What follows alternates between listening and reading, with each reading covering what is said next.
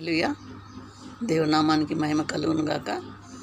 మరి ప్రియ బిడ్డలందరికీ నేను మరొక మారు మీ ముందుకు వచ్చి ఉన్నాను. దేవునికి మహిమ కలుగును గాక, యేసయ్యకి మహిమ కలుగును గాక. మరి నేను చెప్పేది ఏంటంటే, మరి ఇప్పుడు ఈ భూలోకము మనకు కిరాయి ఇల్లుతో సమానం. ఎంత పెద్ద బిల్డింగ్ కట్టినా కూడా ఇది మనకు కిరాయి ఇల్లుతో సమానం. కాబట్టి నేను చెప్పేది ఏంటంటే, మనం చనిపోయినాక మన కోసం దేవుడు పరలోకాన్ని నిర్మించాడు. అక్కడ మంచిగా ఉంటుంది, చాలా భవనాలు వెండి బంగారాలతోనే ఉంటుంది మొత్తం.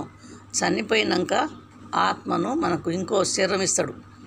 ఈ మట్టి శరీరము మట్టిలో కలిసిపోతుంది, కాలిపోతుంది, బూడిదైపోతుంది. కానీ ఆత్మ ఉంటుంది కదండి, ఆత్మకు మహిమ శరీరం ఇస్తాడు.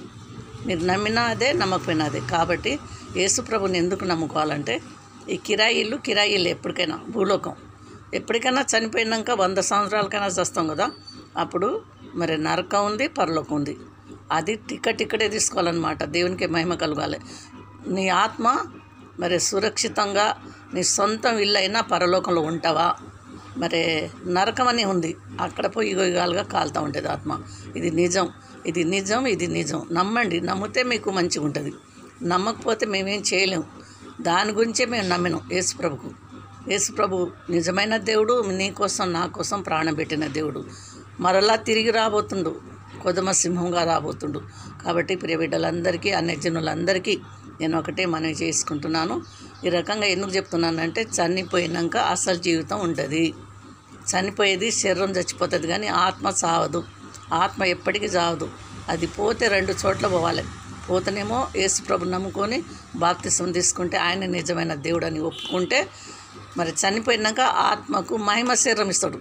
ఆ మహిమ శరీరం ఏం చేస్తుందంటే పరలోకంలో ఉంటుంది, యుగాలుగా దేవుని దగ్గర ఉంటుంది. మరి ఆయన దేవుడని నమ్మకుంటే ఎవరైతే ఉంటారో, ఎవరైనా సరే, వాళ్ళు భూలోకంలో ఉన్నవాళ్ళు మనుషులందరూ, ఎవరైనా కానీ, ప్రధానమంత్రి కానీ, మోడీ, ఎవరైనా కానీ, మనుషులు చనిపోగానే ఆత్మ పోయి ఆయన్ను దేవుడిగా ఒప్పుకోకపోతే నరకం వెళ్తుంది. నరకం ఉంది, పరలోకం ఉంది. ఈ రెండిట్లో మీ ఆత్మ యుగాలుగా ఉండాలంటే మీరు ఇక్కడే నిర్ణయం తీసుకోవాలి. ఏది రాదు, ఎన్ని కోట్లున్నా రాదు. ఆ కోట్లున్నా, ఎంత పెద్ద బిల్డింగ్లున్నా ఇక్కడే ఇచ్చిపెట్టి పోవాలి. అది నిజం కదా, మీకు తెలుసు కదా.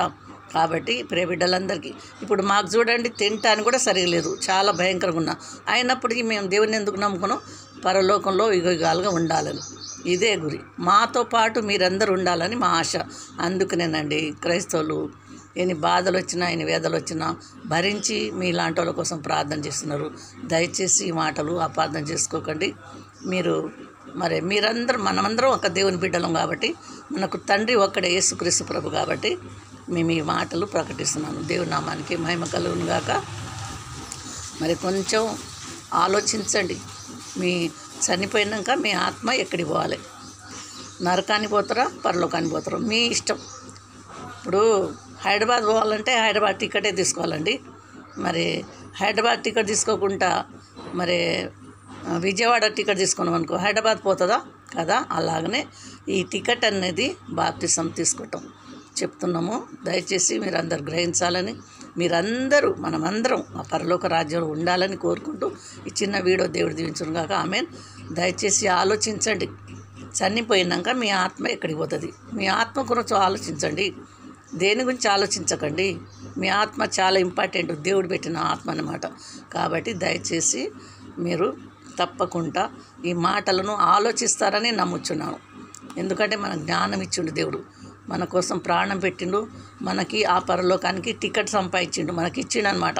ఆయన వచ్చి చనిపోయి తిరిగి లేచాడు. కాబట్టి ఆయన నమ్ముకున్న వాళ్ళం చనిపోయినా తిరిగి లేస్తాం. నమ్మండి, నమ్ముట నీ వల్లైతే నమ్మువానికి సమస్తం సాధ్యమన్నాడు. మరి దేవుని నామానికి మహిమ కలుగును గాక. ఈ చిన్న మాటలు దేవుడు దీవించును గాక.